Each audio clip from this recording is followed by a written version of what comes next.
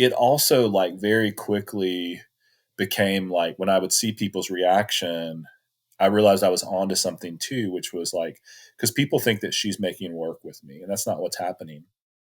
It is just my acknowledging that impact that like living with someone has on my work. Like it was just me acknowledging like when I'm so busy all the time, when I'm doing all these things, the ask that I'm making of her to um, live inside of the world where like I'm making X amount of dollars because of these choices I've made as an artist living in the American South. And when I'm staying up till crazy hours to get this show done because I haven't planned very well. Like, I think that's also part of it. I really early on realized like, oh, this is also acknowledging the kind of collaborative nature that someone who lives with you has on your work, even if they're not like in the art world terms, like actually collaborating on the work. Today I'm talking with Mike Mitchell, whose creative life is woven into the creases and cracks of his everyday world. This conversation is about what it means to grow creatively, how place influences our perspective, how a loving, steady, and long partnership influences our artistic practice, and the beauty of letting things fall apart and trusting what comes next. All right. Well, Mike Mitchell, thank you so much for joining me on I'm Here Too. I'm so happy to be here. Thanks for the invite. I think we're going to have a lot of fun. Normally, I don't ask guests to do a big recitation of their bios, but when I was looking around, I found a few bio bits about you that struck me. So if you will humor me, I'm going to take you through your bios and some of the things that cropped up. So from your TSU faculty bio, you end with, he has continued those investigations over the past 20 years and exhibited his work in public spaces all over the world, including galleries, trains, street corners, and outside the grocery store where he has been shopping for 40 years. Okay, first of all, I love that, but I want to dig in. I want to know more about this grocery store, like longevity, your proximity, and what kind of public space and art practice we're talking about. Yeah. So as a kid, I live in Inglewood, Tennessee. So, but you would normally just say Nashville, but it's a small suburb outside of Nashville. So I can get into Nashville, which I'm going to go there this evening to see a show, and I can get there in 15 minutes. Like, and that's with hitting every traffic light. So I'm a few miles, maybe 3 or 4 miles from downtown Nashville, but it is a little suburb. And so I grew up in this neighborhood. So I live one street over from where I grew up in the 1980s. And that grocery store, I don't think it was a CB food store. I think there's another, I forget, there's another little grocery store. So it's like a 1 story grocery store to kind of paint the picture with like all the carts out front and then like the big window. And then they'd have like the sales and stuff. So it was a very southern kind of grocery store. And I've just always gone there. It's like right up the street. So right now, like I'm walkable distance. Like it'd be maybe 3/4 of a mile if I wanted to walk up there. And it is now more of like um, it's like kind of geared towards like it's more of like a it's called Inglewood. I think it's called Inglewood Market now. But like you go in and it's definitely geared towards like kind of a Mexican grocery store, right? And so like there's everything that you would need to make really good Mexican food, right? So all the ingredients, and then there's also like meat, and it still feels kind of like an old fashioned grocery store. There's still like meat section. There's still like a little bit of dairy. It still works like a big kind of in between a grocery store and a convenience store. And a lot of the stuff is there from when I was a kid, and it has gone through all of these iterations. So like the same little aisles, they're set up very similar to when I was a kid. And so I've just gone there since I was 8. So now 42 years. The outside of that grocery store, I'm going to guess 15 years ago, I started like leaning artwork up against it to then like leave for people to then pick up. And so there's I had a cat named Gomez and a cat named Mabel. and I invented a character named Gomez y Meblas, like kind of this fictional person who was a artist, and so I would paint these paintings under that moniker and leave them. Um, I bet I've put maybe 100 pieces of art on that grocery store wall, and then just with nothing, and then like left it there, and then um, it then just goes away. And there are a few people that have left me notes back that have said, "Hey, I can't find you on the internet," and I'm all over the internet with like Mikewindy and like my student work, but for this particular piece, I don't have a lot about it online.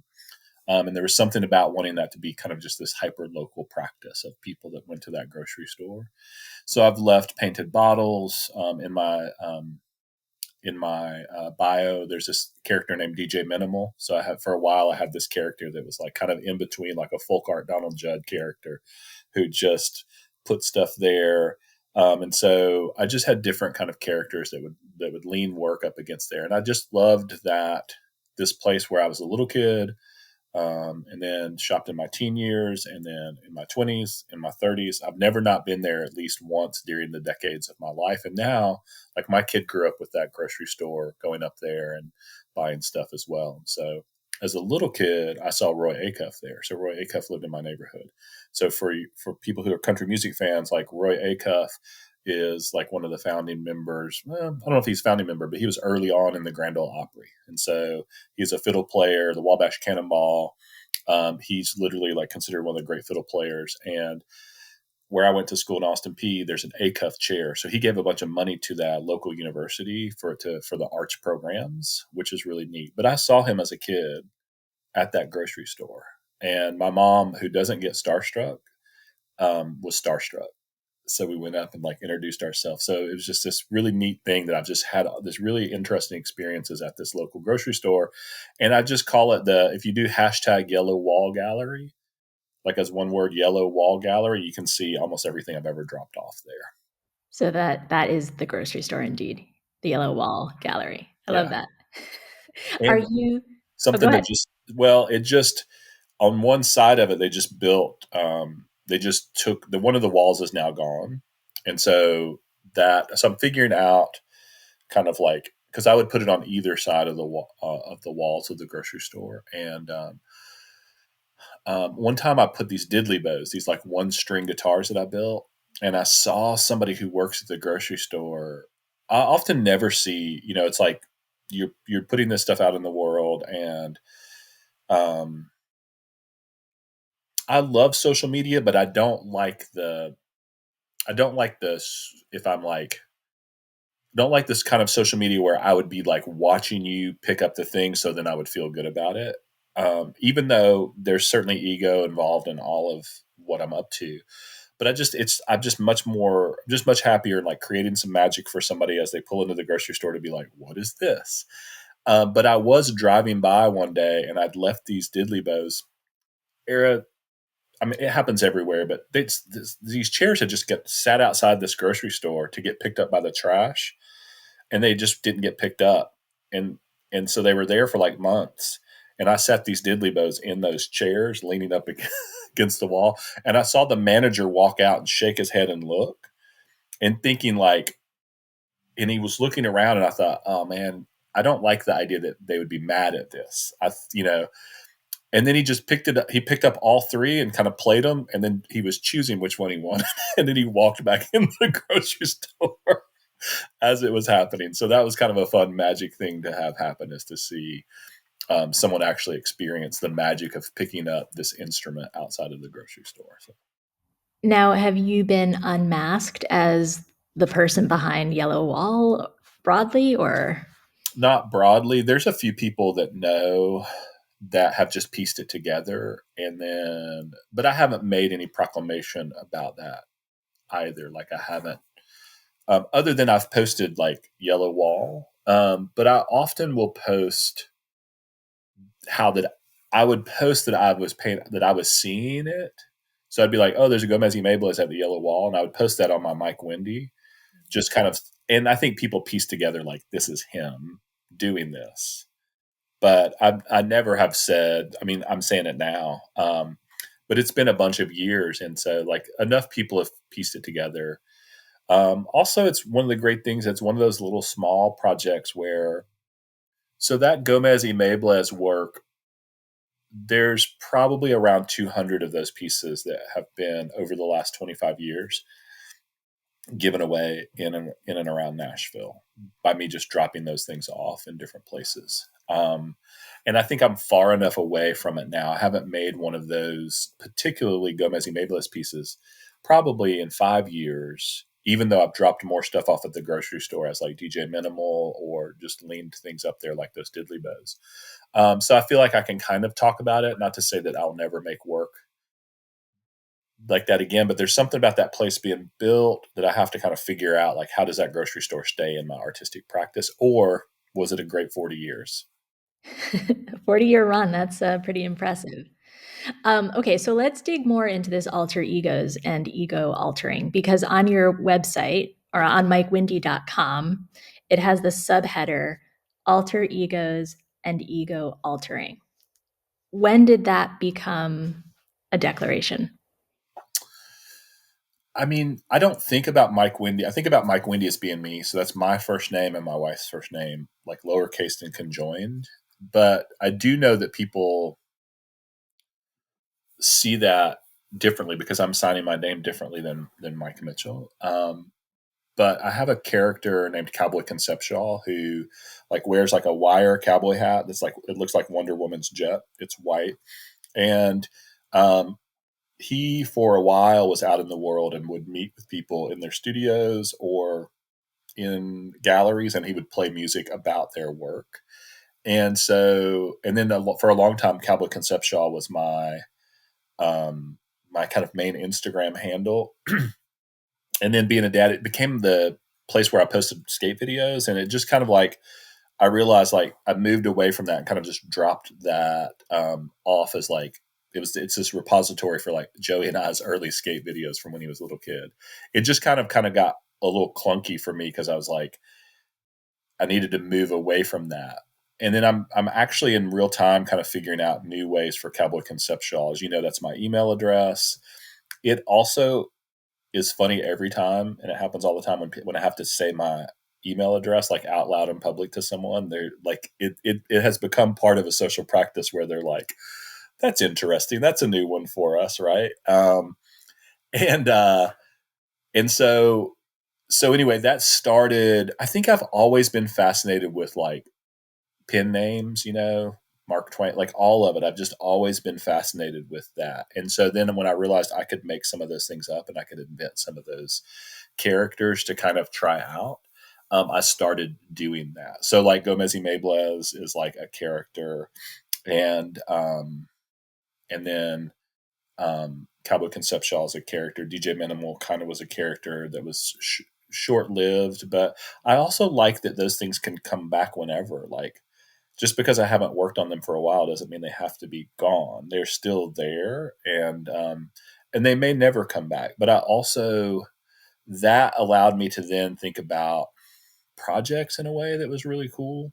To be able to, people tease me because I have so many Instagram names, but I love making up names and characters. And so, yeah, I think that just, kind of even just always calling myself Mikewindy. So Wendy and I've been married for 30 years. So I've been signing work. Well, we'll be 30 years this summer, but we've been dating for even longer. But I've been signing my work, Mikewindy, from even before we got married. So that 30-year period of like also then being able to like, oh, let me create this character, or let me think about this character, and let me invent this. I love that because I don't do theater or acting in any traditional sense, but I do realize that there's room there for me in kind of performance work to create characters. So Well, so that's interesting to me because that actually helps. I was looking and there is an equation on the website, right? It's like Mike Windy equals Mike Mitchell equals Cowboy Conceptual equals Gomez y Mables equals half capital BOTH equals DJ Minimal equals Mr. Mitchell. And so that's the big equation. Thank you for giving me some of the insight into it.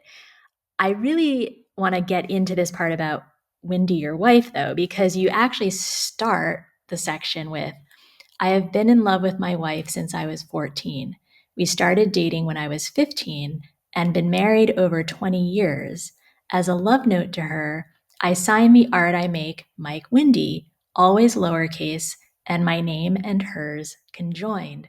So, first of all, I mean, this idea of putting that moniker even before Mike Mitchell, tell me about that.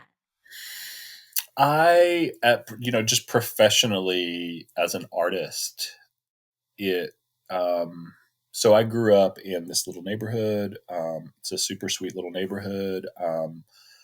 And it has become a neighborhood that's very different because of Nashville. But when I was a kid here, it was a very like lower middle class neighborhood. And I don't mean to say that like I've had some sort of tough life. It's become a very different neighborhood. But I didn't know a bunch. I mean, I didn't know any artists, and I would go to, I would see. I kind of start calling my starting five. At the bookstores in the mall, they might have a Picasso book, a Frida book. There might be a Matisse book. There might be an MC Escher book. And then that fifth book, who knows? But it's kind of that starting five. Probably Salvador Dali is like, that's the starting. That's kind of who you knew as artist. And so that was kind of my understanding of art, but I didn't know a lot of artists. And so to get to become one in my neighborhood and then move back to my neighborhood and get to decide like, oh, the same way that Prince said I'm going to be Prince, the same way that Beyonce can say I'm just going to be Beyonce. Like the idea that I could say like, oh, I can actually claim my art name and be Mikewindy, and for it to be, when Wendy and I got married in 1996, I asked her if she wanted me to take her name, and she said no, but she's always loved that I asked. Like, because that's pretty early to ask that. Like that's nobody. It certainly would have caused ripples in my life. Like my family would have not been excited about that in 1996. Like, So she said no to that, but she is part of this very prominent art name for you. How does she feel about, or does she even think about it? I think it is in a sweet way a little embarrassing to her that I'm always talking about being in love with her publicly. And it's usually that artist statement will often be part of a conversation. And when she's in the room, I can see her not wanting to make eye contact, but not in a like. I've asked her like, if she's okay with it, right? Like, hey, is this okay? Like I've kind of, and any time would be, like I feel that doesn't, that needs, I'm going to always check in with her about that. Like if she's ever like, I just am over it, I could be like, I get that. Right. Um, and so I don't know. I don't think I was doing that. I mean, I make the joke all the time, but like, I'm truly in love with my wife. Right. And so like, and as a kid, like, in my teens, like in my early 20s, like when we were first in love, like, you know, I'm just doing anything for her attention. So I know I'm intentionally like, I'm like, oh, I can do this one's going to be a real sweet one, right? Like I'm going to put her name in my name, right? Like that is not, it's become very sweet. And initially, I think it was still sweet, but I also was like, oh, this will get her attention, like. I just have to admit that that's part of, I was at least always trying to get my wife's attention as when I was first married, right? And still am. It's just different now, and so it was definitely a big attempt at making. I was like, look at me, I'm acknowledging, like I want you to be part of this thing, and so, but it also like very quickly became like when I would see people's reaction, I realized I was onto something too, which was like, because people think that she's making work with me, and that's not what's happening. It is just my acknowledging that impact that like living with someone has on my work.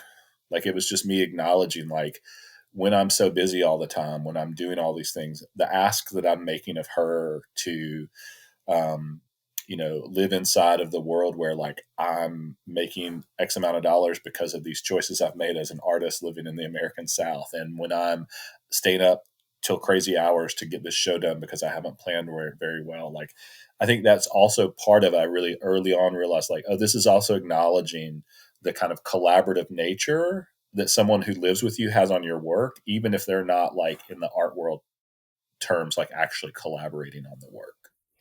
That seems like a pretty, I mean, at the point in time in which you're talking about this, this idea of creative couples or collaboration or the role of the muse, whether silent or named, were you drawing from any models, either of things you saw that you didn't like and you wanted to rectify, or did this just come from you being you?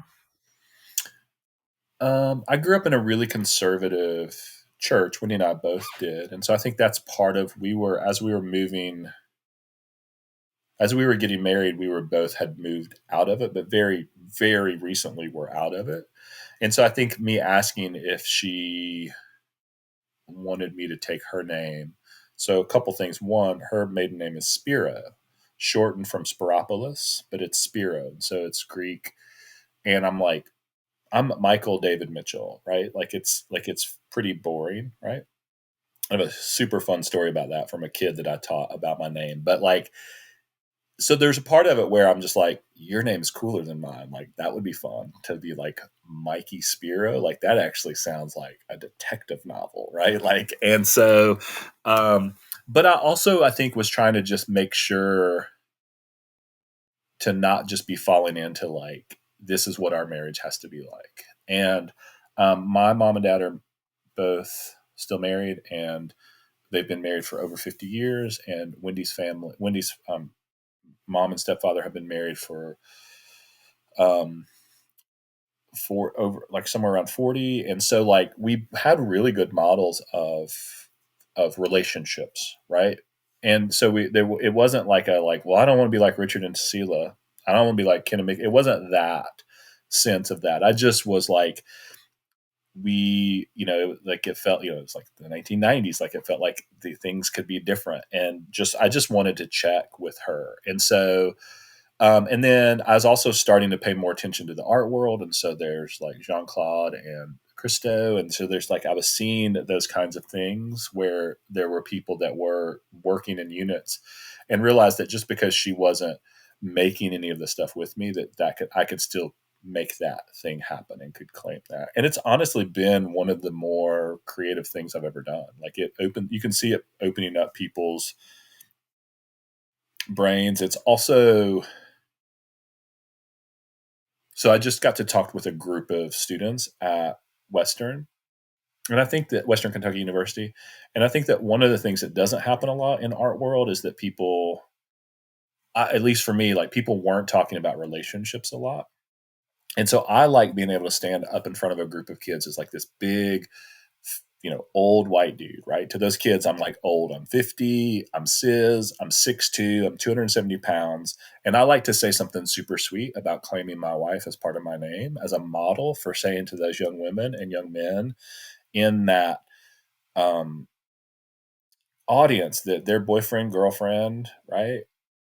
That they can have an expectation that there's magic can still happen, right? That they don't have to put up with shitty people in their life, that they can ask and think about things, can be romantic and things can be really sweet. And so I don't know, there's something about that when I'm just kind of caring for students that I want to say like, hey, it's okay to think about relationships having this kind of sweetness and almost like gooey syrupy sweetness, right? Like I can see people being like, oh, this guy, right? But so many kids, right? You can see young men and young women just like almost swoon, like that's what I want. I want that kind of love. And I like that I'm there to talk about art and the nerdy parts of that, but I also think that it's an opportunity for me to get to say, hey, inside of this life that you're living, right? You can also have these other things and you can want those, and it's okay to want people who are going to be sweet like this to you for the long haul. And if they're not, maybe move away. And I get to kind of say that with this one little thing and this one little story, and I can see people going like, oh wow. And every once in a while kids will ask about that and they'll chat about that, and they like it that I talk about my wife. They like it that I'm as like somebody that's married, I talk about still dating my wife. I still talk about like, I still call her my bride. I still do all that gross stuff that is, so almost fairy tale, right? But I don't know. There's a part of me that just really likes that part of it. And I also am really careful when I'm talking with kids is to say, like, hey, this isn't the right answer. I have no, like, you should get married. Like, none of that. I just think that inside of your relationship, there can be, I like to model that there can be like sweetness, and almost like I want to model for them, like, you should expect that. That's something you should want. And whatever that looks like, it won't always look like me, but like however, because everyone's, the way in which they express love is different. But like that, I don't know, there's something about, I've never quite thought about it, but I've just noticed it over my lifetime in talking with kids. It always gets a reaction and it always connects. And it's regardless of how those kids are moving through the world, whether they are identifying as queer, whether they're identifying as cis, like they are seeing that as like, oh, that's really cool. That's really cool. Well, I mean, we're going to talk a little bit about how you and I met in just a bit, but I want to follow this thread because in your Mikewindy.com bio, you also say, I take all opportunities and tasks in a given day as opportunities to be creative and allow art to fill in the creases and cracks of the map of my life. And part of that, it sounds like, having the right person or partner is part of what enables that to happen and that to be part of your world. But are there other ways that you think about energy and building a sustainable life? Yes. I was just talking with my therapist about that today. And I think one of the things that I won't jump ahead, but we'll talk about, um, just like kind of the pace in which I'm kind of moving through the world and projects and stuff. But yes, I do that creases and cracks thing. That became a mantra for me, especially as a teacher, because I think that, I talk about the curriculum is like the map, right? But I always talk about how kids are actually learning more in the creases and cracks. Like they're learning more about me by the way I talk about my wife, the way I treat other women in the building, the way I treat other men in the building, the way I treat admin. They find out like if admin leaves the room and then I talk shit about admin, like they learn it. They're learning all this stuff at all times, almost more that's not intentional than, like more is caught than taught, right? That old term. And so I think I've learned to the same way that I had an opportunity that where my art name could become its own conversation, to like where I'm trying to get better at paying attention to every place that I'm at, like that grocery store place. So like, is there room here for me to be creative? And it's really interesting because I'm getting to build this program about arts and social practice, and that term is still fairly new to me in the last probably 10 or 15 years.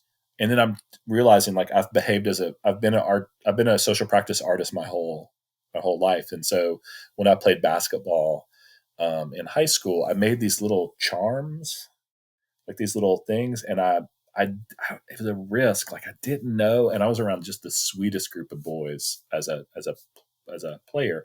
We went to this nerdy magnet school, and so I played in the orchestra. So I played cello and was the starter on the basketball team. So I was pretty sure I was okay to get to make these artsy things and bring them.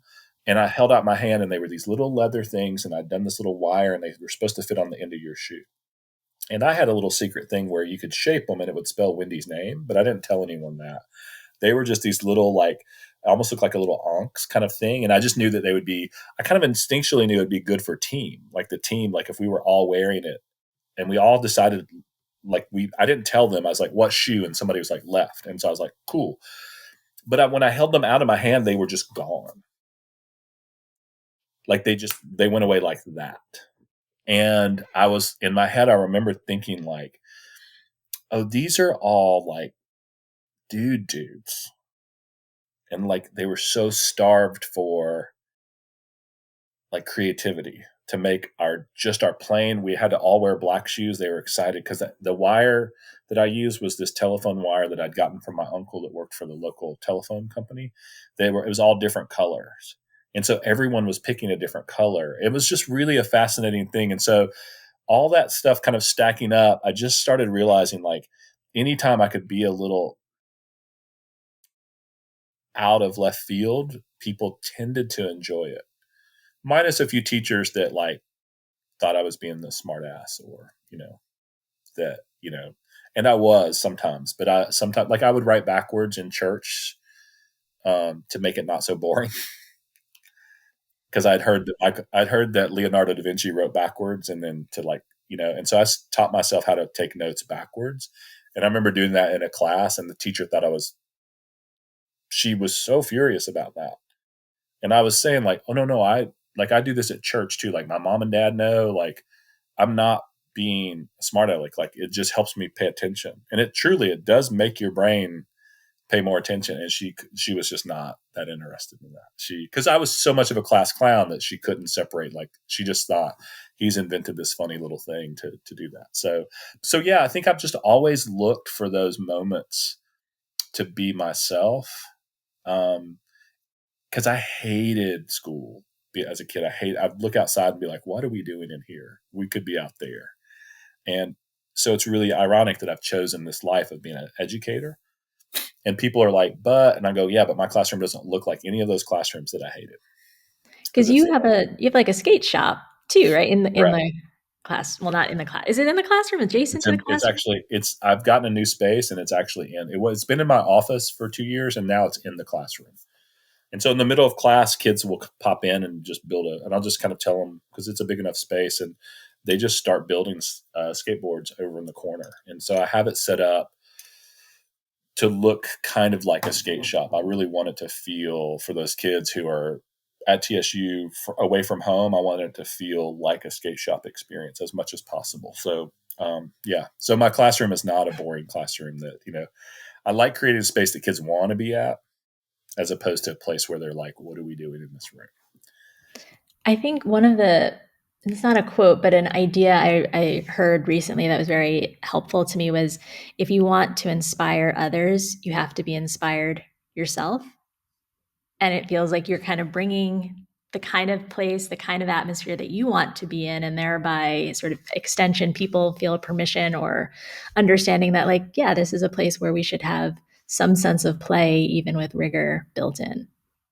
Yeah, that's a good. It is all of that, exactly that, like play. That was my graduate thesis was this conversation about play and sports and how it was connected with art. And but yeah, I want the classroom to be definitely a place for like deep learning and rigor. And I want those students to be able to be prepared when they move out into either grad school or directly into the workforce.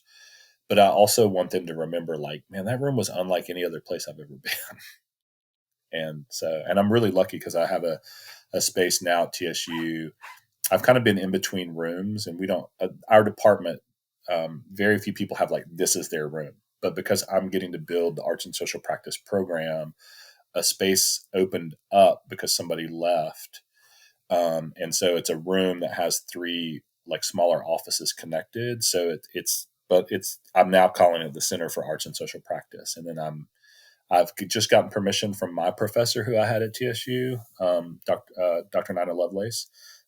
She has begrudgingly, just because she's super humble, given me permission to name the space after her. So that's really exciting. That's super cool. Yeah. So you mentioned you were a cello player and a basketball player and someone who wanted to be outside when you were in class writing backwards in church. But it it feels like you have some sort of secret in that you're living in this like alternate universe where there are 30 hours in a day. And like how did like early life play into just productivity or notions about like being busy or working? Like where did that come from for you? Or is that natural or is that something you decided to do differently? My friend Brian, I just went to the movies with him the other day, and he and I grew up together. And so he and I have really interesting insights. We've been in each other's households since we were 12. And he said something to me a couple years ago. He said, I didn't know how to have a work ethic. He's like, you're so lucky because you grew up with a work ethic. Like it was taught. He's like, you and your brother Joey. He's like, I don't know Sam as well. We have an older brother. So Sam's my oldest brother, then my brother Joey, and then me. I'm the baby. And so he's like, I just know you and Joey. And he's like, you guys just have a work ethic. And he's like, I didn't have one. I didn't know what it was until I got into my first firm. And then I had to realize, like, oh, like, I don't have this natural instinct to just like stay 5 hours later than I should. Like, he's like, I had to invent that as an adult. And so I think in some really positive ways, my dad and mom modeled that for us. And then in some ways where have turned into, they just built in some more negative ways. And so this is a really great story. The Circle K on the corner where I grew up, we'd walk up the street and they had big gulps. And they used to have this little spot, and it's now a beer cooler. But and it's also gone through like 18 different things, and it's now back to being a Circle K. So talk about literally like full circle moments. Like it was a Circle K when I was a kid. Maybe it was a 7-Eleven, but it was a circle. It's been a Circle K at least twice across 40 years. But it was in the summertime era. Like it wasn't during the school. Like it was just in the 3 months of summer that we used to have back in the good old days when you just could like, you were off for 90 days, right? Like just the agrarian school system, right? Where you just were getting dumber by the minute over this 90-day period. So there wasn't anything we were supposed to be doing. And my dad sold cars up the street, and he came into the 7-Eleven, which was startling to see my dad in like his, like I just wasn't used to seeing him except at our house. And every once in a while we'd go visit him at work, but just to see him walk into 7-Eleven, and he caught my eye, and I was playing video games, and I just saw this like fire go off in his brain. And he was so mad.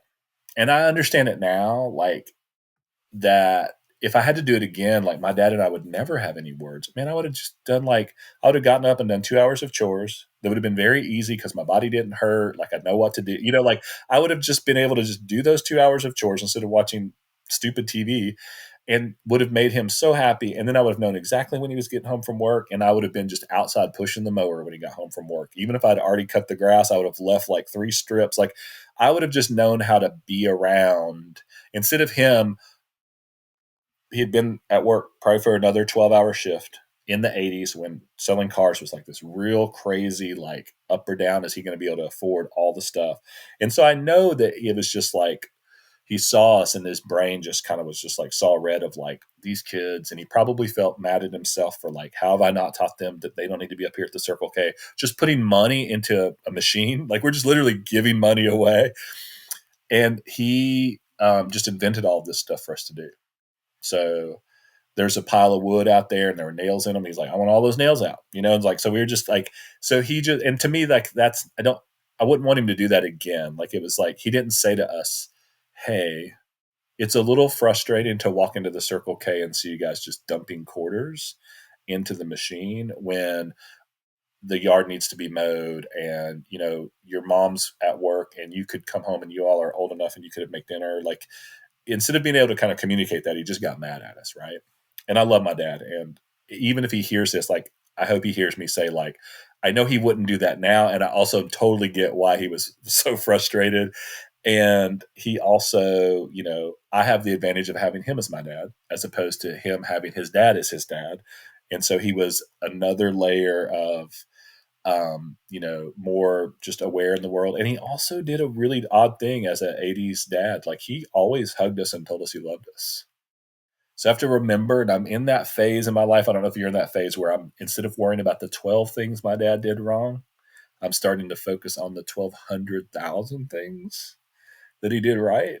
But in this particular case, that story, that stuck with me. I never was not busy again from then till now.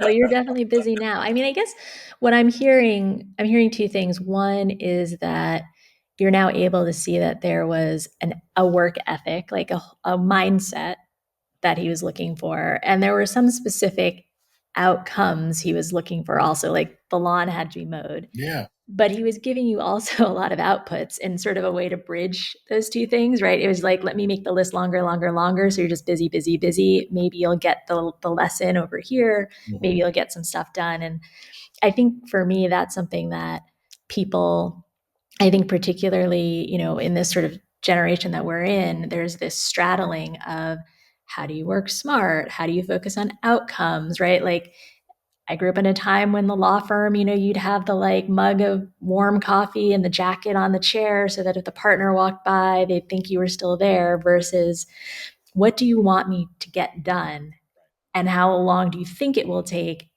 And let's work toward that, right? Like that was that sort of evolution.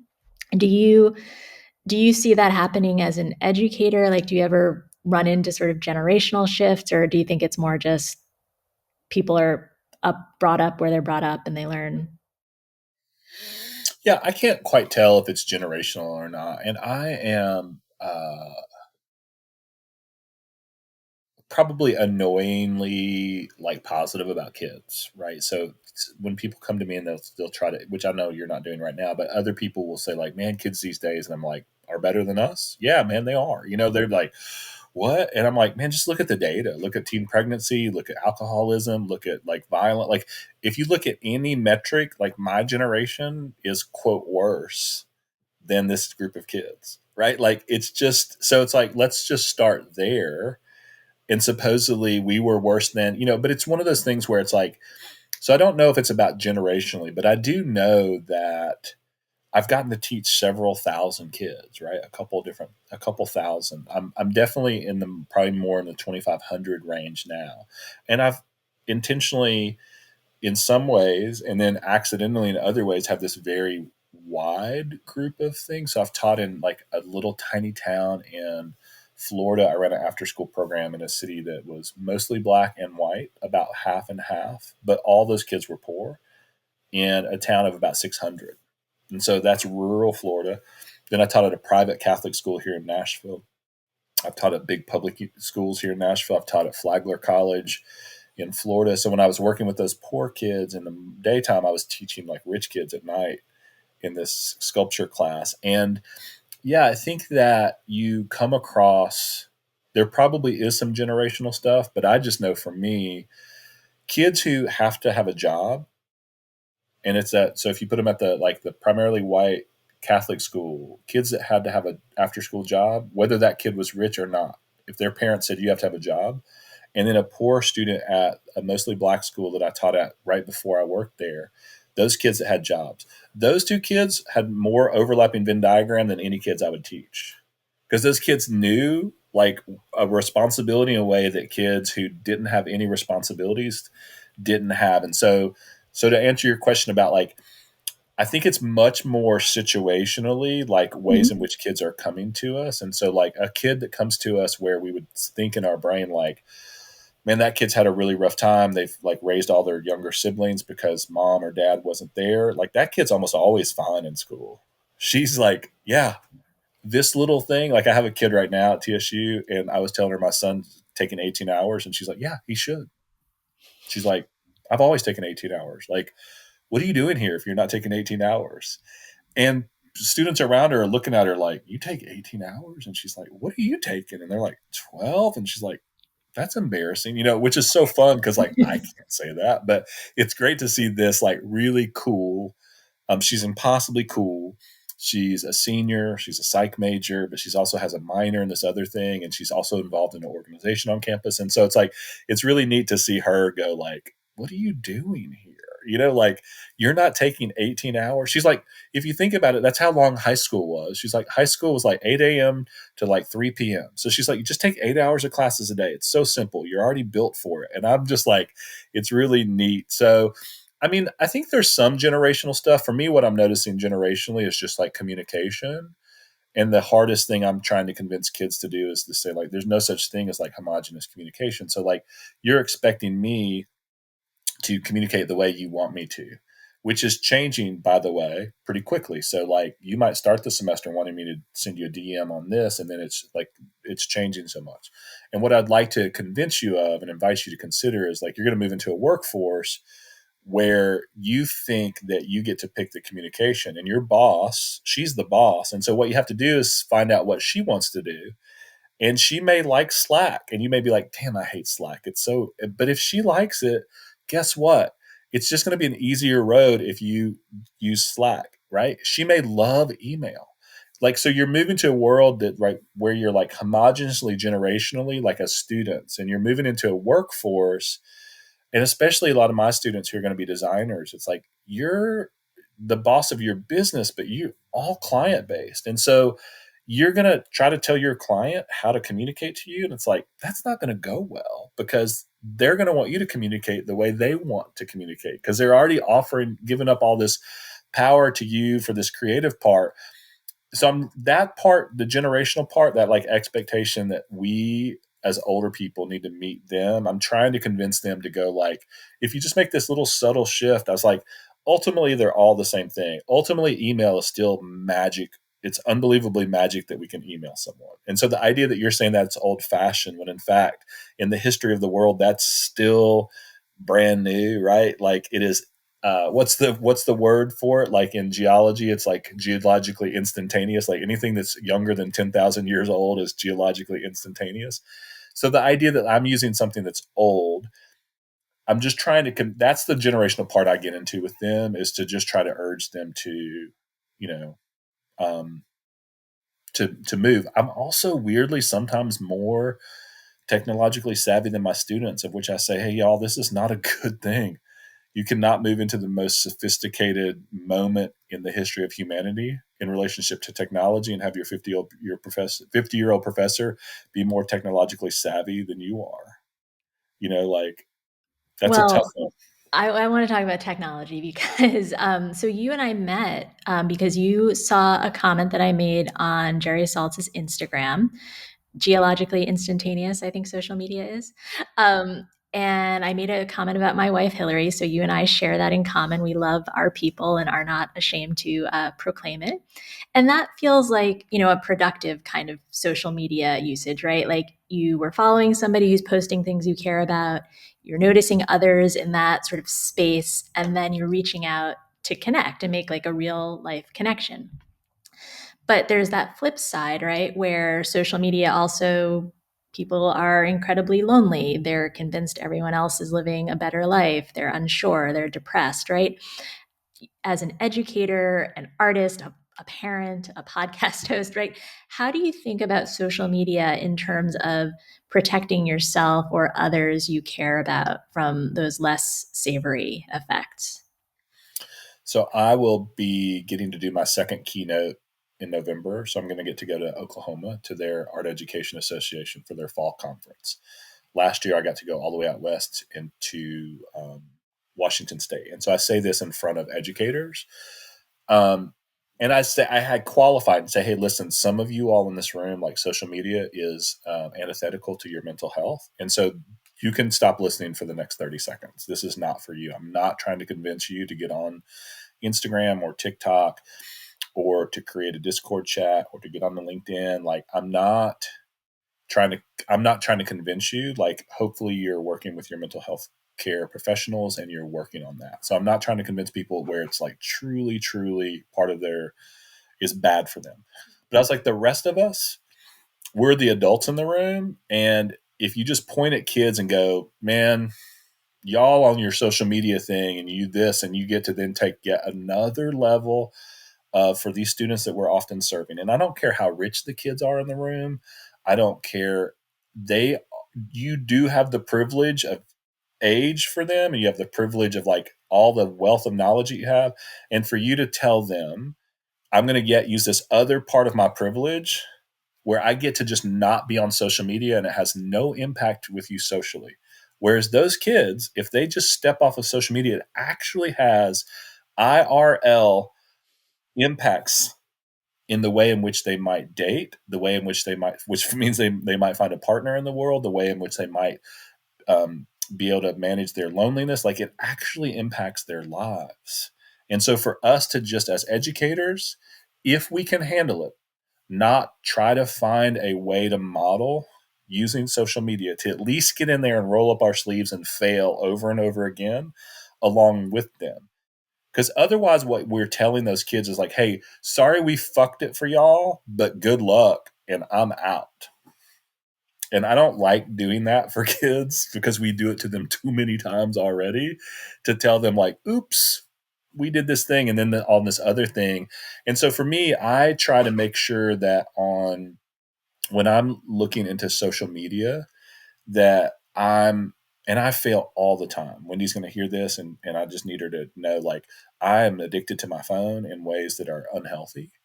But at the best, I'm using it to build community. I'm building it and pointing people towards your episode or my friend Rachel's episode or my friend Marlos's episode on Drawing South. I'm connecting students who I just got to talk to at Western Kentucky. There's this kid that's doing animation, and I was able to connect her immediately to my friend Lauren Gregory, who has this Toro y Moi video with 10 million views, and she teaches at Parsons.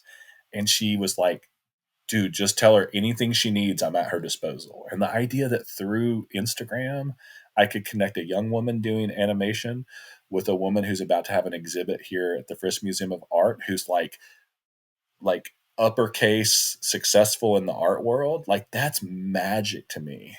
That I could short circuit it for this kid who's at the state university in Kentucky, that she could just immediately talk to someone who teaches at Parsons. Like that's fancy, like that's really, really, really cool. And so when I'm at my worst, I'm losing time watching like my 80th like dunk video because I grew up playing basketball and I'm just watching those over and over again. Or I get caught in the thread on some Instagram feed where it's like not a positive kind of thing. But I'm getting better at finding those ways to where when I'm on it, I try to move onto it with a little bit more mindfulness of like, why am I on it? Like, why am I getting on as opposed to just opening it up? When I just open it up, I'm dead, right? Like it's just like from the beginning, it's like, oh, you're just wasting your time. And someone recently said, I'm curious what you think. Can you remember a time of where you're physically having a good time on your phone? Like, can you actually have the memory of like where you were, as opposed to like if you and Hillary were like at a picnic, you're like, oh yeah, she had this on and we ate this. But like being on your phone, they were like, challenge yourself to be like, do you have a specific memory of being on your phone? And it's like, oh, it's like this weird spot where it's like it didn't kind of actually happen. So I'm trying to get better and better at when I'm on it, that I'm like doing something for my own art career, which positions me to continue to help students, because I do need to I think have a art career that's worthy of them paying attention to, for them to pay attention, for them to like believe me when I give them advice. I need to be doing something about their career or connecting them, or I need to be connecting and building the community and careers of those around me. And so that's my goal. And as long as I'm teaching now, if I stop teaching, I may just be like, pull the plug and I don't, not going to use it as much anymore. But like, I just feel like it's important as an educator that because I can, again, just to be real clear, um, somebody who I know and love really well recently said they had to just pull the plug, and it was a true mental health crisis. And I'm like, yeah, I'm 100% behind that. I'm just at that spot where I'm not, and I just find it so useful. I mean, Era, all I know is I got to talk to Jason Moran recently, and the only way that works is I send him a DM, and he said sure, and then it's like, wow, like this is maybe one of the most significant piano players in American history, and the only way that I was able to talk to him was because I sent him a message on Instagram, and he said sure, and then sent me his email address, and then we set it up. And so I have to acknowledge too that that's the goal, is to do more of that, right? More Right. of Well, speaking of ways that you do more of that, so you are generous, enthusiastic, and actually intentional. And one of the ways that that comes to life is your Drawing South podcast. So I remember when you reached out and asked me if I would be on it, I remember hesitating because my initial thought was, and we talked about it, right? Like, well, I don't live in the South and I don't have a significant connection to it in my practice. So you had a really interesting articulation about what you're trying to do with the podcast and what the title means. So could you share a little bit about like the origins or what it means now, how you actually use it to help people get to that meaning you were talking about? Sure. I think initially it was just felt like a really kind of poetic sounding name, and I was just like, "Oh, Drawing South." Like I like that, like because it kind of didn't have exactly. I was looking for a title that wasn't just like Mikey's podcast about talking with people who he is nerding out about, you know. And so I was trying to find something that felt like the title of something, and I like titling things. It's part of I kind of take pride in like making cool titles of stuff. And so it started as that. And then they were like, I like the name. What does it mean? And I would ask what it meant to them. And they were like, yeah, I don't know. And I was like, well, with my friends, I think it's okay that they don't know because like that's not why they're deciding or not deciding to be on the podcast. So it started to develop, and it really came down to this idea of like, you know, you can draw close to something, you can draw water up from a well, like this idea of drawing something or bringing something closer. And then this idea of the South, not meaning the American South, even though that's where I currently live in Nashville, but just the bottom of anything. Right. And so like getting down to the bottom of why you're writing, like, why did you write, you know, How to Raise an Art Star, like getting down to the bottom, drawing South. And so that became, for me, when I talk to people, they're like, ooh, I really like that. Because it then is like drawing South is a poetic way to say getting down to the bottom, which then opens up, I think, conceptually why some of these episodes are 3 hours long. It's like, well, sometimes it takes a minute to get down to the bottom of things. And um, I have had people ask me, you know, do you think they should be shorter or this? And the way I started the podcast was to talk about your practice. And that might take, I think our episode was close to a couple hours. And sometimes I've only had 30 minutes, and Jason Moran gave me 45 minutes. And to me, knowing how busy he is, I know that there are people who are like, how did you get 45 minutes with him? Like, I know for a fact. And I don't know why. And I didn't waste any time asking him, like, why he thought, because that's a conversation for later. If, is to say, hey, what was it? Who was it that made you, like, what person? Because I know that sometimes people will look down the list and see who else. And it's possible that I sent him Jerry Pentecost, who recently drummed with Bob Dylan, right? And who is the current drummer of the country music medallion ceremony and is one of the few black drummers in country music right now. So it could have been Jerry. I don't know what made Jason Moran say, I'm interested in that. But what I do know is that those conversations about getting to very open-endedly discuss his practice, I think people really enjoy that opportunity, because I think that if you and I didn't have that conversation, your life's pretty busy and then you forget and you don't have it. And we're not great archivists of our own work, right? Often.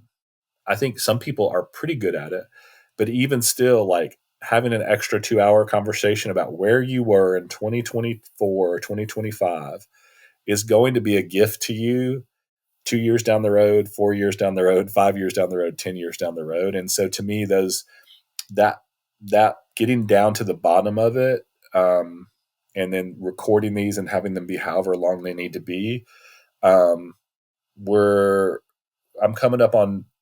I posted the 95th episode yesterday, Congrats. That's so we're amazing. getting close to 100. And I've talked Wendy into being the 100th episode. Ah, I love that. Yeah. I'm not close to that yet, but maybe I'll earn the right to ask Hillary when I get to 100. We'll see. Well, I can't wait for that, and I really enjoy how you not only do the podcast, but you also have a community of alumni that you've collected, and it's a real how do I say, like a real modern, it's going to sound weird, a modern day way of building community across creativity and connection. And I love it. So Yeah, I think drawing south an example where I've am doing it fairly well, right? Like, it's really intentional. There's nothing's on there that's not about, Melissa Wilkinson is the artist from this week. Again, someone who I met on Instagram, but I knew we would have some people in common because she spent some time in Memphis, and I did grad school in Memphis, and so I knew we would have a few folks to where there could be a little like shorthand with trust. But yeah, it was fantastic. She's now living in New York. I mean, that episode, there's some like just out of the blue stuff where I'm just like, I had no clue I was going to get to talk with this person. And that's the fun thing about those is literally building that community, because like you could look at her work a bunch and it would never come up that she, though growing up in the American South and as a kid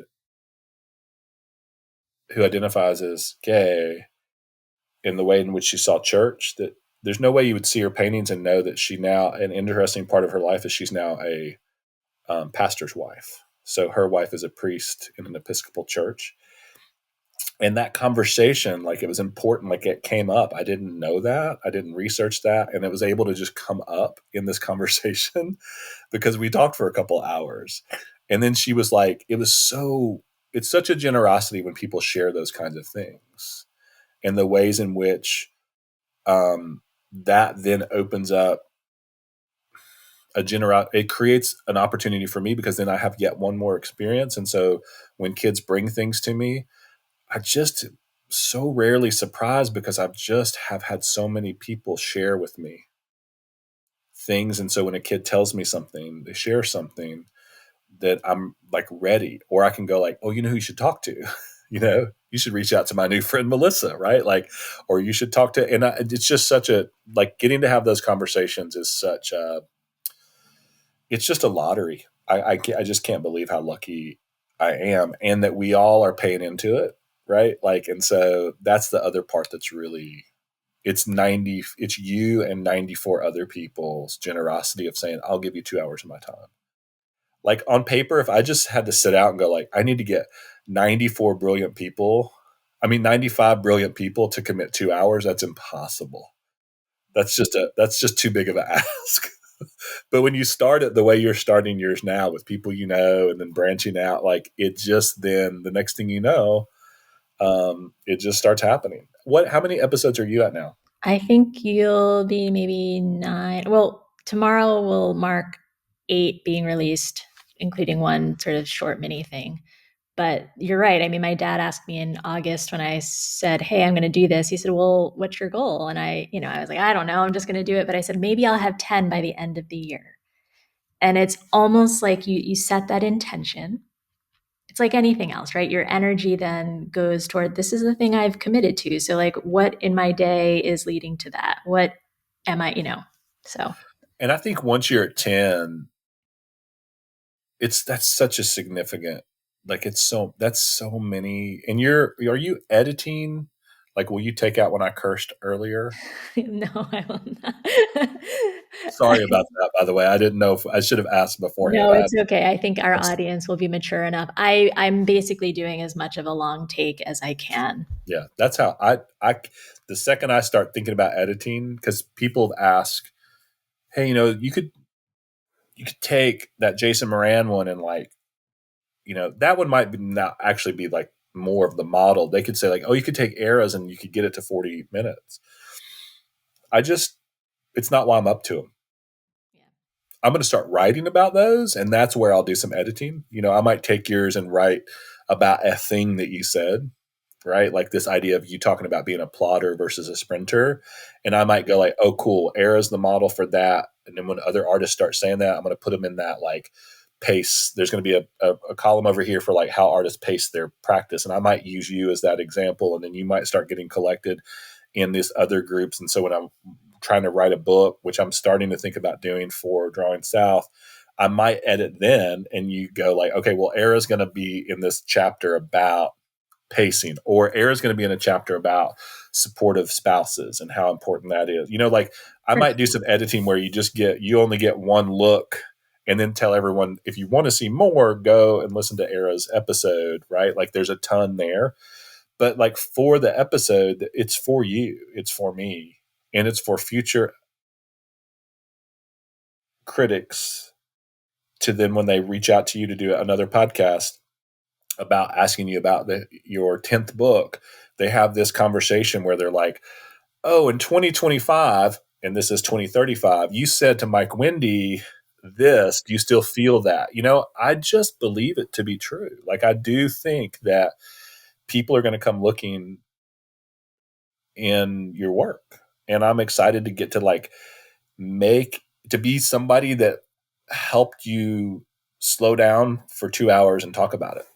And I think that Jason Moran, that somebody's going to look at that conversation and it is going to be a much bigger platform, but that's going to drive a question. Hey, you said this thing, and I've seen it happen. So Pat Sansone plays in this really great band, Wilco, and he takes photographs. And I was at an event and the guy was asking him questions and we all bought tickets and it was really cool. And Pat was having an exhibit of his photography and someone referenced the podcast. And my friend Brad leaned over and goes, I believe those are your words. And I had zero like ego about it from the standpoint of like, how dare he? I was just like, I'll be damned. I'm right. Like people are going to come looking because they want to not just ask the same old questions. They want to position people well. And so I just know that when I start researching folks, I scour. And if I see a podcast episode with somebody, I'm going to listen at least for a little bit. So anyway, it's just such an exciting part of what have gotten to invent for myself, to be part of my research for TSU. Love that. Well, speaking of the same old questions, this is the part where I do ask the same questions of every guest. Zero judgment. It's just Oh, not that. I just know it's not the way I can do it. I know. I'm excited about this though. It's the lightning round. I don't have any sound effects. I don't have any, strobe lights, but it is a fun time as we wind down. The first is about preoccupations. So, as you know, I teach a storytelling in public workshop. And one of the exercises that we do is borrow something from a creative writing course that I had. And essentially, it's identifying preoccupations, things that we come back to over and over again in the stories we tell ourselves, stories we tell others. And if we're in the business of storytelling in a more traditional sense, then the stories we create for others. They often start with phrases like, I love, I hate, I wish, I hope I never, but they don't have to. And as an example, some of mine include organized animal crime networks, ancestors, and work life integration. So I am curious, what's one of your preoccupations? So I am preoccupied. So I went to Martin Luther King Magnet High School here in Nashville, Tennessee, and that's located in the historic Pearl Cone High School. So preoccupation that I have is Hale Woodruff, who painted the Amistad murals that are at Tuskegee, went to Pearl High School. He's from Nashville, Tennessee. Romare Bearden and Jacob Lawrence said that Hale Woodruff was their mentor. So if we don't have Hale Woodruff, who went to Pearl High School, we don't have possibly Jacob Lawrence, and we possibly don't have Romare Bearden, which means we don't have then possibly the people that like those two characters, right? And we don't claim him. There's no plaque. I mean, at the school, he was in an exhibit at the Frisk Museum of Art, this traveling exhibit. The Frisk did not, I want to be really clear, this exhibit didn't come from the Frisk.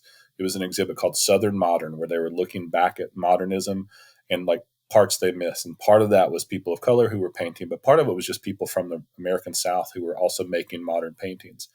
But Hale Woodruff had the pull-out quote at the Frisk Museum of Art in Nashville.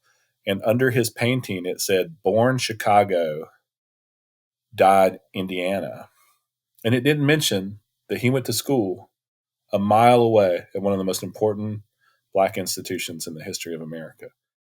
Ted Rhodes was one of the first black golfers on the PGA. When Tiger Woods won the Master, he mentioned Ted Rhodes in his acceptance speech of the green jacket.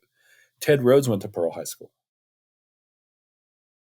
Thankfully, there is a course in Nashville named after Ted Rhodes, right? But the artist, right? So I'm preoccupied with telling people about Hale Woodruff. And so I'm working on a project with Pearl. There's a high school that Pearl Cone, which was two schools, but Pearl's still part of that, is working with their high school and letting those students create bumper stickers that say Hale Woodruff is from Nashville. And so that's a preoccupation that isn't specifically, it is part of a social practice piece, but it is really so much about this idea of like Nashville that in some ways is good with claiming history, um, but with visual art history, pretty bad at claiming those folks. And so that's a preoccupation that I have. I love that one. Thank you. Now I know Hale Woodruff.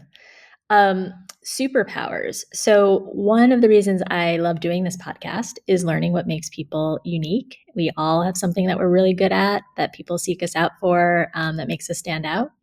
And so, I'm curious, what's one of yours? My friend Omari Booker has taught me to just that he thinks mine is connecting people because he teases me and says I have a website called There's Someone You Should Meet because I when I met him, I told him, "Hey, you should meet so and so, and you should meet." And he's seen me do that over and over. But I actually follow through. A lot of times, people will say that, but I actually then will spend the time and connect folks. And I do. I actually really like it, and it doesn't feel hard for me. And yeah, and so I'm always trying to connect to people, and I think that that is.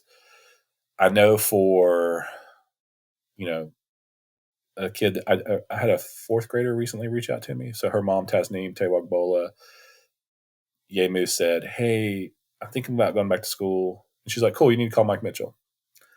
And she's like, "My fourth grade art teacher?" And she's like, "Yeah, here's his cell phone number. Reach out." And I was able to connect her to Jeremy Blair, who teaches at Tech, because she said she didn't care where she went. She just wanted to go to state school, wanted to be close to Nashville, and was like, "I just don't care."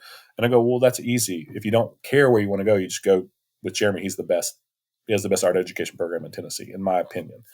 And they sent me, I got pictures recently from her with him. And so she's going to enroll for the spring semester. I love being able to connect people. There's someone you should meet. That sounds like the name for your Drawing South collection. Right. All right. Well, we'll watch that space. So now we're on to an ask. So I'm here too is about community. Hopefully, we are bringing people together to learn, share, and be inspired. And you have already given us a lot during this conversation. We've talked about generosity of time and resources. What's something the audience can do for you? I would invite folks, whether it's Drawing South or your podcast that we're on now, to it sounds corny, right? But like it really is important to drop comments in, right? Like it really is important to like if you're going to be on this thing, right? My buddy Will Hogue, who I have his hat on, right? Like I will go through because I have a Little Free Skate Shop, I have Drawing South podcast, and I have Mikewindy, and I will like from all three of those accounts a post of his because I know it helps the algorithm, which means he can sell more records, which means he can continue to make music, right? But I'll also do that for my friend Vandarian. Like I'll do it for like I know how the algorithm works, and so I'll get into those comments. So I would invite you all to, whether it's Drawing South, and hopefully you'll go and listen to Era's episode, and then you'll start looking around and seeing those. If you're someone that loves conversations, there's some really good ones on there. But I would invite people, the ask I would make is that for them to like lean into the parts of social media that we know work, right? And do that for people, right? Like get on your kid's Instagram page if she has a band and get everyone you know to drop a heart on there. Like be intentional about that. Like I think people think that like the accounts that are like working really well, that it's just all organic. It's like, no, they're running ads asking you to do that, right? Like please like, follow, and share. Like everyone who's got a big grown audience. And I think being able to do that for these kinds of smaller platform places, I just think could be great because I know that like however many people have listened to your episode, it's still such a small number, and from what it could be, right? And I know that it's never going to be 100,000. Like, I'm just aware of that. But man, if it could be 500, 600, 700, 1,000, like that's a lot, because I just think so many people will, one, buy your book, which is awesome, right? And then because my community of friends can't stop talking about it, right? And we just keep talking about that and we just keep bringing it up. And so the idea that that can happen and that we can do that for each other and that we can become our own community's art stars is in the hands of like anyone listening to this podcast. Like, they have that actual power to go in and write comments. I also would encourage you to like write like a comment, like actually write something down. Like, I loved this, and be very specific about it. Because it literally can make someone's day, and it can keep someone at the easel, at the keyboard, at the welding torch. It can keep them wherever that they find themselves being creative. Like, it can keep them on the dance floor. It can keep them at the piano keyboard. Like those little things can make such a huge difference, and it can make a huge difference for Beyonce. Like, I promise you, like, nobody gets tired of hearing "Way to Go," because there's so much of the opposite of how come a record doesn't sound like this, and it should sound like these expectations that we think we have of these people. For Hillary to make the paintings we want her to make, for you to write the book that we want you to write, like I think that those getting those like, hey, great work, I see what you're up to, those things are so big, and we can all do it. Everyone has power to do that. I love that. And thank you for all of your comments throughout. So if anybody's wondering, he preaches what he practices what he preaches, and he preaches what he practices. Final question. Talking about so much content and not enough time, I am curious about a read, a listen, or a watch. What is something that others might enjoy?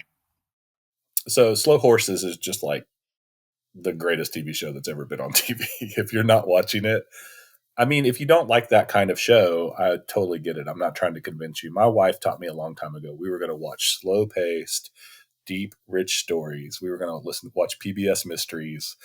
And I initially was just like, oh no, I have made a huge mistake. Like, I like action films, and she does too, but I was just like not prepared to like that this was going to be my thing. And Slow Horses is so good. But have you read? I'm reading Tommy Orange, Wandering Stars right now.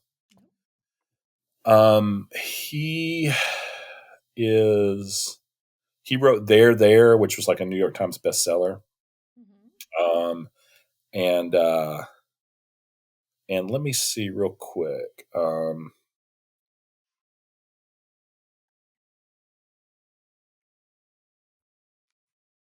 He So he's an indigenous author, and it's just There is just, whew, it's so good. It's so heavy, but it's like just I just don't know. You know how when you're at a music, if you're at a concert, you're like, this is the best band ever, right? Like, I'm reading it right now, and I'm like, I think he might be the best writer I've ever read.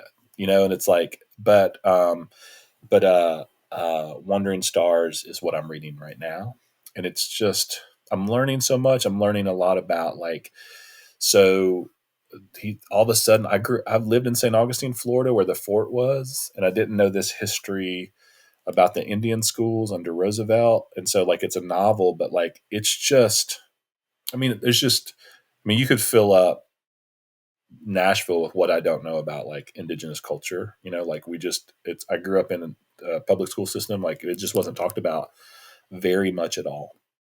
And so it's not a surprise of where my ignorance is in relationship to those stories. But I've also, as an adult, started trying to fill in those blind spots. And even inside of some of the stuff that I've come across, it's just so good. And man, he is such a good writer. Like, there are, when you do that thing where you'll just roll over a sentence in your head, and it does, and sometimes the writing, there's also a lot of joy and fun in the book. Like, it isn't just like, it's like, oh, this is a book that's helping me live inside of this, about me just, it is certainly a book that is helpful in like understanding privilege and like mine and just reminding me of that.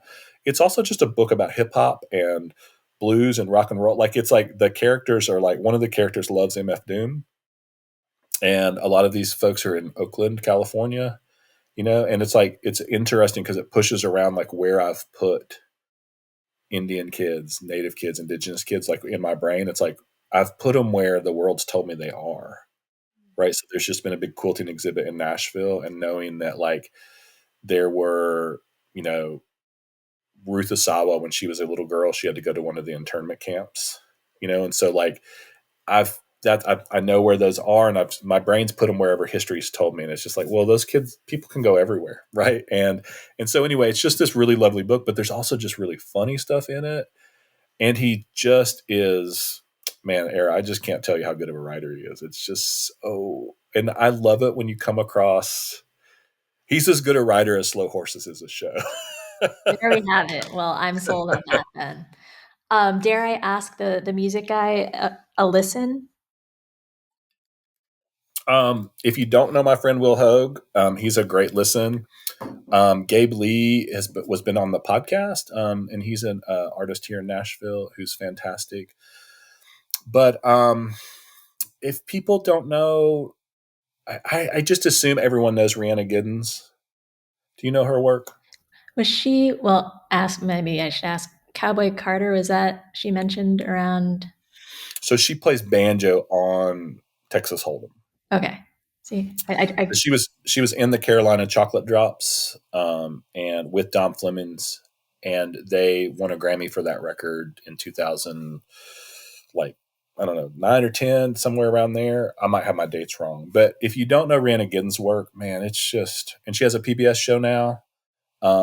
She is a MacArthur genius, and she plays a fretless banjo, which is pretty new in her life. Like she didn't always play banjo, so, and she's also a trained opera singer. I just would invite people to dive down that rabbit hole. It's just, man, is she something else? I feel lucky that we get to live in the world that she's making music. oh, well, we've gone through so many different rabbit holes in under 90 minutes, Mike. Thank you.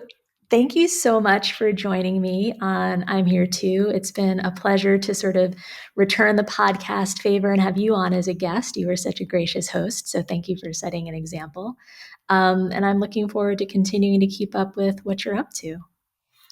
I feel so lucky that we are becoming friends over the through emails and through podcasting. It's, I think, such a great example of Instagram and how important it can be, right? Like the ways in which friends of mine have read your book, and like who my wife is, who my kid is, and like that can be, that there can be, I think, appropriate ways that can happen, right? Where it isn't. I mean, I know all of the time people are having weird situations with it, but I mean, I just told a group of kids intentionally, I was like, hey, stay out of people's DMs. And I dropped the F bomb at the university, and I felt a little weird because I was like, because I believe it or not, I can control my language. I taught kindergarten through fourth grade for 3 years, and I never slipped. And so I do know how to do it, but it was important for me to set an example, especially for the men in that room, is to stay out of people's DM. And I saw so many young girls like nod their heads like, yeah, dude, like, yes, right. But I do think there's these really wonderful examples where you can appropriately like make connections and set really expectations of like, hey, I will email you, and like, hey, this and this. And then it's just, I don't know, that's just really wonderful. And so I feel really lucky that we get to connect.